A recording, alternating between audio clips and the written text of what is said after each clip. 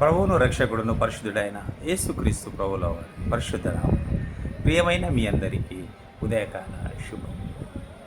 మనుషుల జ్ఞానము దేవుని శక్తి. అపోస్తులైన పౌలు గారు కొరింథీయులకు రాసిన మొదటి పత్రిక 2వ అధ్యాయము 4వ వచనంలో విధంగా రాశారు, మీ విశ్వాసము మనుషుల జ్ఞానమును ఆధారం చేసుకొనక దేవుని శక్తిని ఆధారం చేసుకుని ఉండవలెను. మనుషుల జ్ఞానమును ఆధారం చేసుకోవాలి. మనుషుల జ్ఞానమును ఆధారం చేసుకున్నాక విశ్వాసంలో మనం బలపడాలి అంటే మరి మనుషుల జ్ఞానమును ఆధారం చేసుకునకూడదు అంటున్నాడు. చాలా మటుకు మనుషుల జ్ఞానం మీద మనం ఆధారపడిగా ఉంటాం. ఎవరైతే జ్ఞానవంతులను అనుకుంటామో వారి వద్దకు పదే పదే వెళ్తూ వారి సహాయాన్ని పొందకూడదు. వారి మాటలకు మనం ఆకర్షితులమవుతాం. వారి మాటల ద్వారా ఆకర్షింపజేస్తాం. వారు జ్ఞానంగా మాకే జ్ఞానం ఉంది అని వారు అనుకుంటూ మరి ఇతరులను వారి మాటల ద్వారా ఆకర్షింపజేస్తుంటారు. అందుకే అంటున్నాను, విశ్వాస విషయంలో మీరు మనుషుల జ్ఞానమును ఆధారం చేసుకొనకండి, దేవుని యొక్క శక్తిని మీరు మరి ఆధారం చేసుకుని ఉండండి. దేవుని ఉన్న శక్తి మనుషుల జ్ఞానంకు లేదు. మనుషుల జ్ఞానంలో అంత శక్తి లేదు. దేవునికి మాత్రమే మరి ఆ శక్తి. దేవుని శక్తే అనేక కార్యాలను, అద్భుత కార్యాలు, ఆశ్చర్య కార్యాలను మన జీవితంలో జరిగిస్తుంది. కానీ మనం మర్చిపోతుంటామేమో, మనుషుల ద్వారా కలిగింది అనుకుంటాము. కానీ కాదు, దేవుని శక్తి వల్లనే మనకు అనేకమైన అద్భుత కార్యాలు మన జీవితంలో జరుగుతాయి. అనేక మేలులను మనం పొందేవారిగా ఉంటాం. అనేక మార్లు మనం స్వస్థతపరచబడేవారిగా ఉంటాం.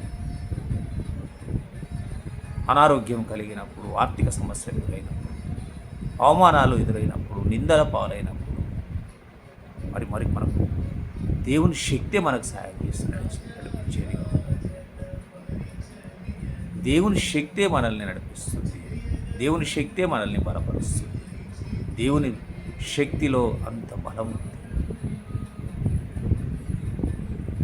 అందుకే మరి అదే మొదటి పత్రిక, కొరింథీయులకు రాసిన మొదటి పత్రిక 1వ అధ్యాయం 18వ వచనంలో మరి పౌలు గారు ఈ విధంగా రాశారు, సిలువను గురించిన వార్త అనుసరించిన వారికి వెర్రితనము కానీ రక్షింపబడుచున్న మనకు దేవుని శక్తి ఎక్కడ ఉంది? రక్షణలో. సిలువను గురించిన వార్త నశించుతున్న వారికి వెర్రితనం. సిలువను గురించిన వార్తను వారు అర్థం చేసుకోలేరు. వారికి అది నవ్వులాటగా ఉంటుంది. సిలువ నవ్వులాటగా ఉంటుంది, ఆ వార్త నవ్వులాటగా ఉంటుంది. అందుకే నశించుతున్న వారికి వెర్రితనము.